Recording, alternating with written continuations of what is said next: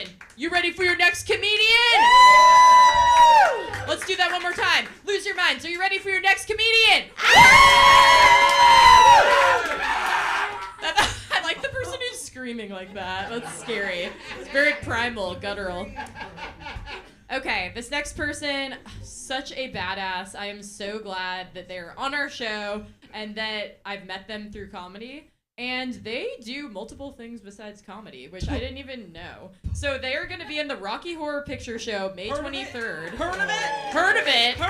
At Kiggins Theater in Vancouver. You should go watch. Boom. That's going to be cool. You better be there. Okay? Yeah, this whole table, I think, is going to be there. Okay? Oh, drama. So give it up for the amazing Drew Rose!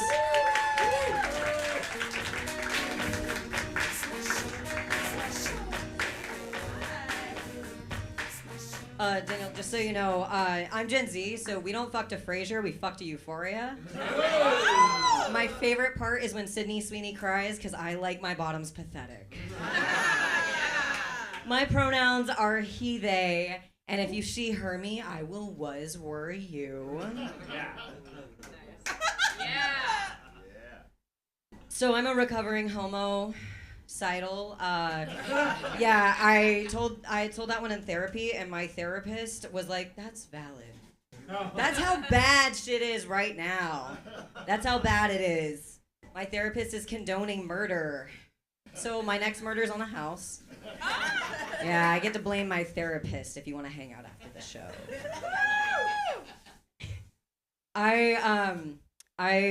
My mom also was told that I had to have Down syndrome. So I think the through line is being really incredibly queer and sexy. Yeah, for sure.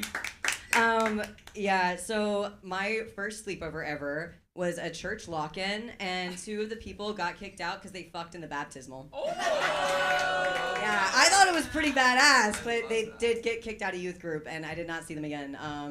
They're probably still fucking nasty. Oh, yes. Yeah, I grew up in a series of cults, and that's mostly because when my parents got divorced, they decided to compete against each other to see who could join the weirder cult.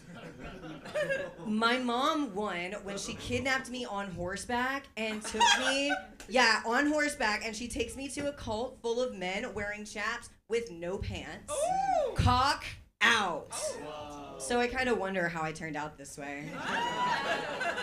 Yeah, so I have some tips for you if you want to avoid joining a cult, like I avoid joining cults now, obviously because I'm doing stand-up comedy. And my first tip is if you walk into a room and everyone in that room has set themselves on fire at least once, leave.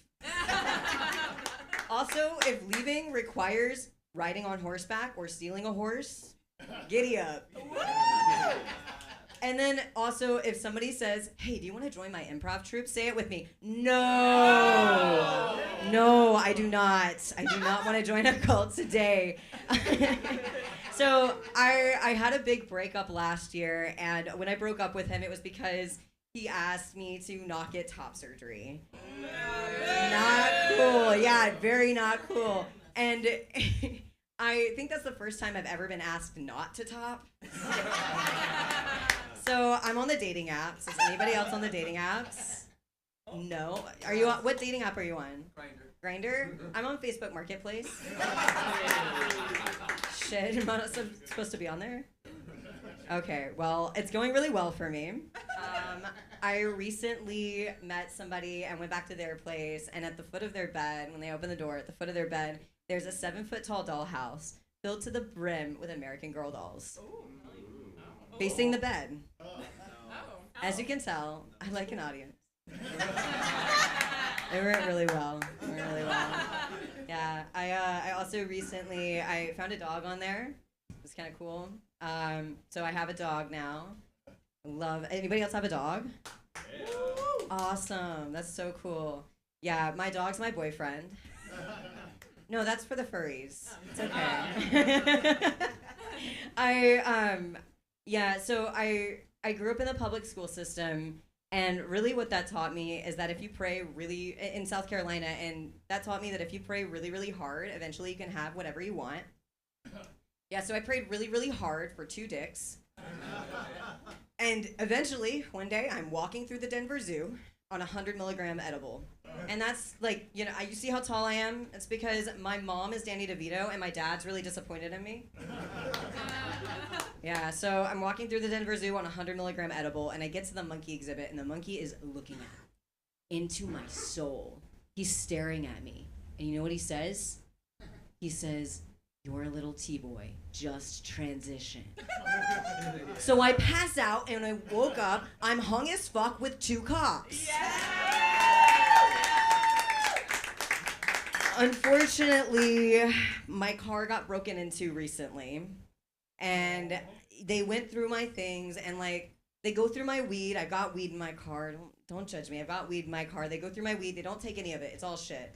I've got like blankets and like jackets and like pillows and stuff. I don't know why. I've got blankets and jackets and pillows and stuff in my car, and they like clearly like probably slept in my car, went through my snacks, also didn't take my snacks. Those were shit. They went through my comedy notes, also shit. They didn't take any of that. Yeah, and then you know what they did take though? They took my cocks. Yeah, they took the one bag that had 2 cocks in it, and now I have no cock.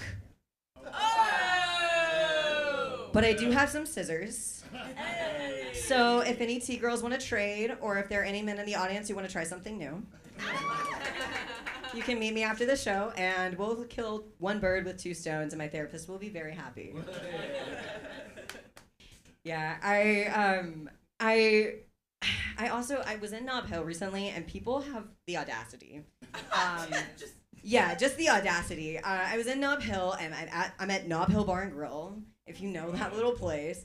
And this lady walks up, and she sits right next to me and my friend, and she's like, "Oh my gosh, you're so cute. You know, what chromosomes do you have?" And she's like, "I have the," and the look on her face when she realizes that she doesn't know what a chromosome is. She goes, "I have the woman ones. What are those? What are the woman ones?" And I'm like, "I don't know." And she's like, "I'm sorry, you're just so cute and little." So I stand up, all 5 feet of me, and I'm like, "I have Down syndrome." Because that's what my mom said. And I go to support group, and that's what I'm here doing. I'm meeting with my support group, and she's like, "Oh my God, my mom died, and I need a support group. Where do I find one of those?" So if you think that cis people don't have the audacity all the fucking time, it's hard being trans. It's really hard being trans and in America. I got in a fight at a spa.